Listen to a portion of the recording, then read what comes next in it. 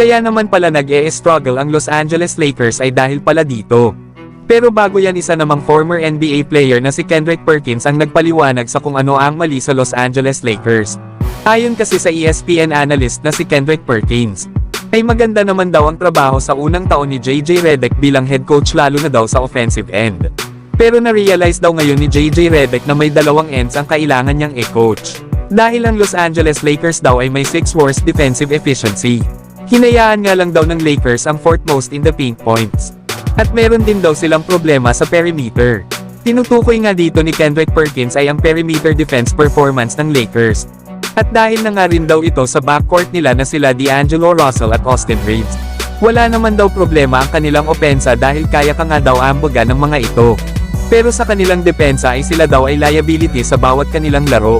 Paano ba naman kasi mga idol ay hinayaan lang nila Austin Reeves at D'Lo na i-dominate ng backcourt duo ng Pistons na sila Jaden Ivey at Cade Cunningham ang kanilang naging laro kahapon. Gumawa lang kasi ang nasabing dalawang players kahapon ng 43 combined points. Na kung nagawa lang sana nila na mapigilan ang opensa nila Jaden Ivey at Cade Cunningham ay baka nanalo pa ang Los Angeles Lakers. Pero kayo mga idol, ano ang masasabi nyo dito? Sang-ayon ba kayo kay Kendrick Perkins na mahina ang perimeter defense ng Lakers? Samantalang kahit si Coach JJ Redick ay nag-warning na sa kanyang mga players matapos ang pagkatalo nila kahapon laban sa Detroit Pistons. Paano ba naman ay mahina ang kanilang panimula sa laro kahapon? Kulang din daw ang Lakers sa effort pagdating sa kanilang defensive end. At higit sa lahat ay walang suporta na nakuha si Anthony Davis sa kanilang bench unit. Ayon pa kay Coach JJ Redick ay dapat daw kasi na magsimula ang kanilang kupunan kaagad na may dalang pride sa depensa.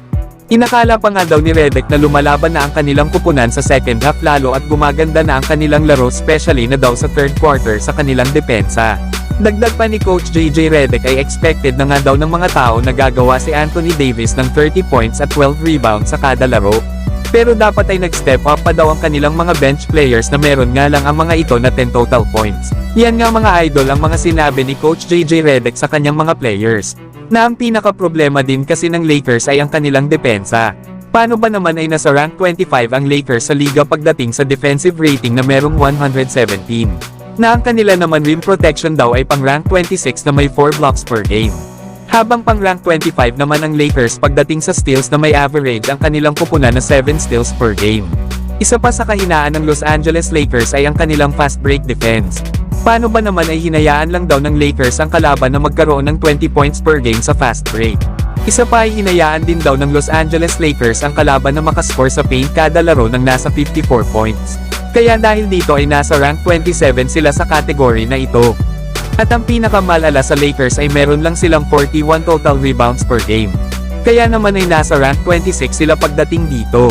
Dahil dito ay hindi na nakapagtataka kung bakit maagang natambakan ang Lakers kahapon ng nasa 20 points ng Detroit Pistons. Bagamat naibaba nila ang lamang sa 6 points sa 4th quarter pero hindi pa rin nila nagawang manalo.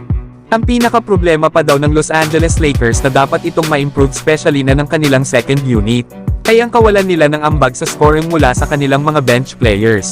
Paano ba naman ay 10 points lang ang kanilang nagawa laban sa Detroit Pistons? Lalo at ang Los Angeles Lakers sa ngayon ang may worst bench sa liga. Nag-average lang kasi sila ng almost 19 points per game.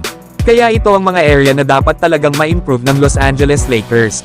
Lalo at ang susunod nilang makakalaban ay ang Memphis Grizzlies, ang kupunan ni Ja Morant.